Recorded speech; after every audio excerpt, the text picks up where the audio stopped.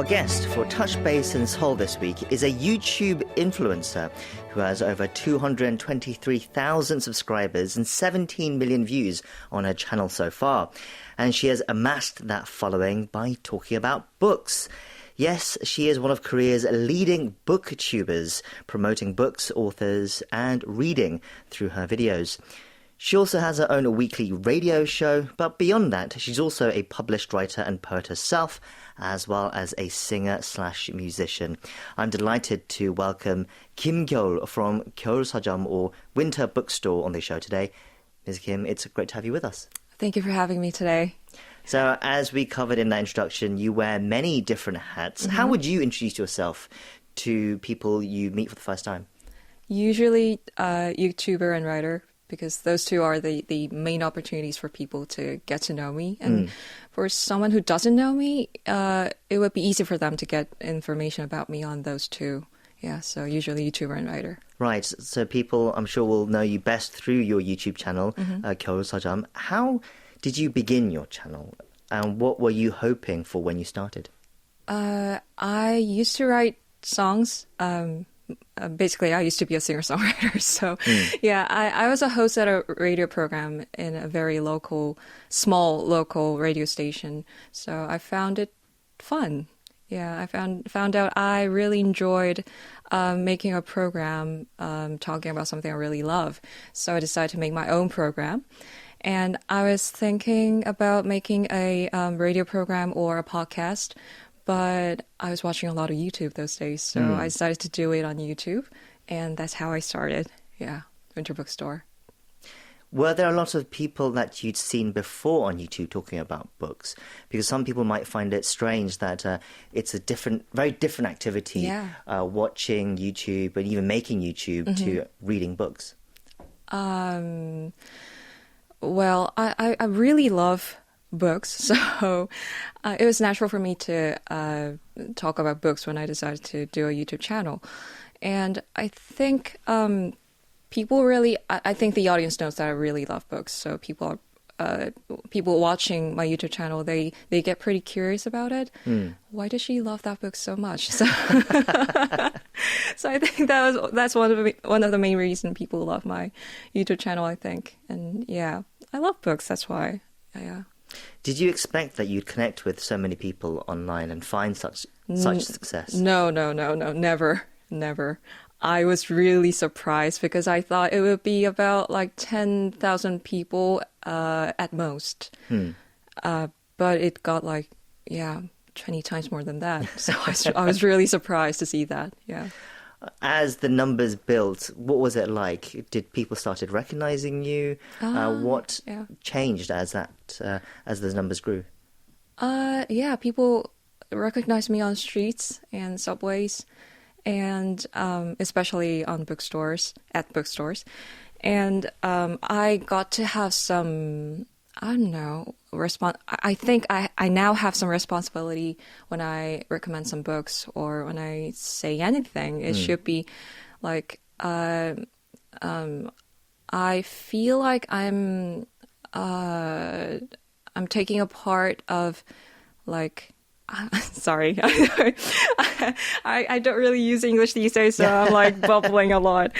Anyway, I think I have much responsibility in recommending books these days, yeah. Have you always loved reading then since you were young? Is that something you enjoyed? Or is it something perhaps you grew to like as you grew a bit older? I enjoyed reading all my life. Yeah, I used to read a lot of books when I was really young, and I used to read even more genre than now. I used to read conspiracy theories or self-help books, anything. I used to read anything, and yeah, I always loved reading books. Right, yeah. Even in your channel, you have a lot of genres that you cover. It seems ranging from novels to essays to science and philosophy as well. Where do you think you got your interest in all of these subjects? Why were you so interested in just picking up a book, whatever book that might be, and just reading about it? I don't know. I was always curious about anything. I think it gets more and more if you read I mean, if you read books, you get to get more curious about it, and then you read, and then you get more curious. I think that that goes on, and that's what made me, I think. Yeah. Right, one leads to the other. As we said, you found such success with your YouTube channel, but what do you think has been the secret to that success? Secret? I don't know, my voice maybe? You do have a very calming, soothing voice, definitely, which I think audiences really love listening to. Thank you. I know a lot of audiences love my voice. I know a lot of subscribers just listen to my channel like a radio program. And I think that's one of the reasons. And as I said, I think the audience knows I really love books. My facial expression is always like, so people get curious about it, and they get curious about my love for books. So I think that's one of my strengths as well. Yeah. What has been some of the most memorable or favorite moments as you've been growing your channel over the years? I get messages and letters from my subscribers sometimes.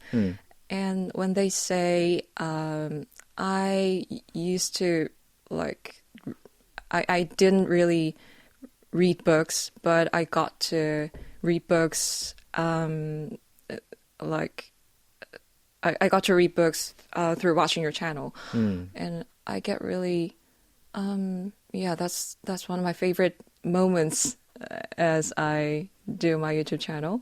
Yeah. And there are some opportunities that I can collaborate with some writers that I really admire as I make my videos. So that's really fun for me. Right, so you're not only inspiring people, but you're meeting some of your own inspirations as well, and hopefully through that inspire more people as well. As we mentioned, you're not just a YouTuber, though. You have a radio show as well, talking about books. You're also a musician, as you said. You also write. And you have to find all that time to read as well, read the books that you're interested in. How do you juggle all these jobs and roles, and where do you find the energy? Yeah, I get that question really a lot. And the thing is, I don't really manage time. I'm not a planning person, so I just write down all the things I have to do, and then I just check them out, line them out as I do it. And I procrastinate a lot. I'm not a planning person, so I do what I can do. So people expect many secrets about my time management skills, but I don't really have any. So I just write down all of them and do things every day. Is it a long list that you look at every day, or is it just some couple of big ones each day? It depends. But usually it's long, usually. Yeah. About finding time to read as well, is that easy for you to do with your busy schedule? I try to read on taxi or on subways or bus, like public transportations. And I try to read every day. I try to read as much as possible because it's really important that you read always to make any videos. Like it's a BookTuber channel, so I have to read every day. Sure. Yeah, so I try to have reading time every day. Would you have any advice for people who want to read more but say that they have no time, or those who don't know where to begin, especially here in Korea as well, because there are always surveys that suggest that people are reading less, that they're not reading enough novels anymore. What would your advice be? I would say it should be fun. Yeah, I see a lot of people who try to read books. They start with very difficult books. I mean, so I'll always tell people to read books that you can enjoy. Yeah, it should be fun. It's the best way it's the best way to start reading and to make reading as your habit, everyday habit. So it should be fun. You should read books that you can enjoy every day. Yeah. Right. Reading shouldn't be homework to make yourself feel more intelligent or look more intelligent. Of course. It should be about fun and about finding the fun in reading, and therefore maybe you can read a more difficult book down the line as well that you'll learn to enjoy. Yeah, of course. Recently, you finished writing your draft of a new book as well. Can you tell us more about that? It's a book on piano. I used to play the piano as little. I also went to like piano competitions and got awards when I was like a little girl. And I started taking lessons again, like from several years ago. So I have a lot of experience and I have a lot of memories on piano. So I wrote an essay on piano. So yeah, that would be the new book. Yeah. Can you give us a little bit of a glimpse of what it is about the piano that you wanted to write about? There are a lot of things. For example, like difficulties when you try to learn piano again as an adult. You don't really get to do it fast. You have to like practice every day to, to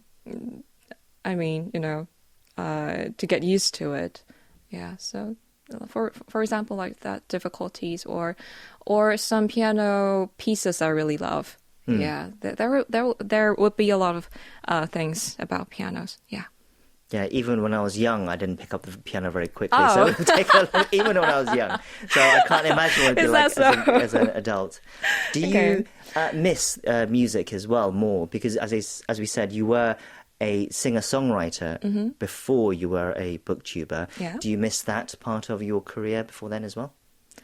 I don't really miss it because I decided to not to, make music more because I now found out that I'm not a type of person who can really write great songs. I enjoyed it, but I'm not planning to do more, so I don't really miss it. But I miss playing the piano when I was little. Yeah, classical piano. So yeah, I miss that very much. And I guess you found a different outlet for the message and the things you want to say through your YouTube channel and through your radio show and other things like that. Yeah.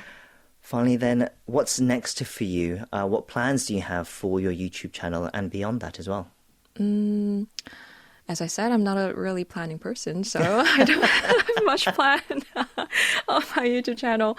I wish I can do what I was doing next year too, and writing and radio program as well.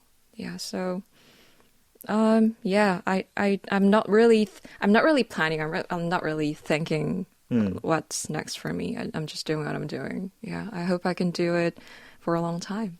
Yeah. Right. What about a message for your listeners who are eagerly waiting your next video and to see what you're going to do with your career as well?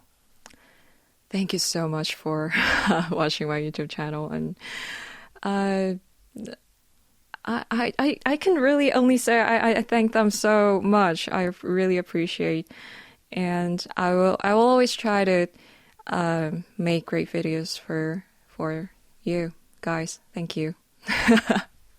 Well, it was an absolute delight to have you on the show today. We've been talking with a booktuber, Kim Gyul. Thank you for coming in and sharing your story with us. Thank you for having me today. Thank you.